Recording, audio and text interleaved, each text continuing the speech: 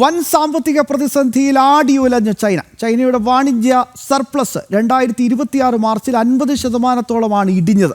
8% വളർച്ച കൈവരിക്കുമെന്ന് പ്രതീക്ഷിച്ച trade surplus 2.5% മാത്രമാണ് വളർന്നത്.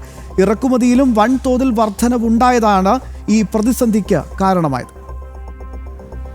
2025 മാർച്ചിൽ $101.93 ബില്യൺ ട്രേഡ് സർപ്ലസ് എങ്കിൽ ഈ വർഷം 50%-ഓളം ഇടിവ് സംഭവിച്ച് $51.13 ബില്യൺ ആയി. 8%-ലേറെ വളർച്ച കൈവരിക്കുമെന്ന് പ്രതീക്ഷിച്ച ട്രേഡ് സർപ്ലസ് 2.5% മാത്രമാണ് വളർച്ച രേഖപ്പെടുത്തിയത്. 2021 മുതൽ ചൈനയുടെ ഇറക്കുമതി 28% വർദ്ധിച്ചു. ചെമ്പ് അയിരിന്റെ ഇറക്കുമതി ചെലവ് 67% വർദ്ധിച്ചു. വളം ഇറക്കുമതിയും വൻതോതിൽ വർധനവ് രേഖപ്പെടുത്തി. 59% വർധനവാണ് ഈ മേഖലയിൽ മാത്രം രേഖപ്പെടുത്തിയത്. ചൈനയിലെ നിർണായക വ്യവസായ മേഖലയായ ഇലക്ട്രോണിക്സ് രംഗത്തെ പ്രധാന ഘടകമായ IC ചിപ്പുകളുടെ ആഭ്യന്തര ഉൽപ്പാദനം കുറഞ്ഞതിനെ തുടർന്ന് വൻതോതിൽ ഇറക്കുമതി ചെയ്യേണ്ടി വന്നു. ഇറാൻ സംഘർഷവും US-ന്റെ അധിക താരിഫും ചൈനയ്ക്ക് സാമ്പത്തിക രംഗത്തെ മുന്നേറ്റത്തിൽ പ്രതികൂല ഘടകങ്ങളായി. കാലങ്ങളായി ഇറക്കുമതിയേക്കാൾ ഉയർന്ന കയറ്റുമതി രേഖപ്പെടുത്തിയിരുന്ന ചൈന കഴിഞ്ഞ വർഷങ്ങളായി ഇറക്കുമതി വർദ്ധിക്കുകയും കയറ്റുമതി കുറയുകയും ചെയ്യുന്ന പ്രതിസന്ധി നേരിട്ടുകൊണ്ടിരിക്കുകയാണ്. ഇന്റർനാഷണൽ ഡെസ്ക്, ജനം.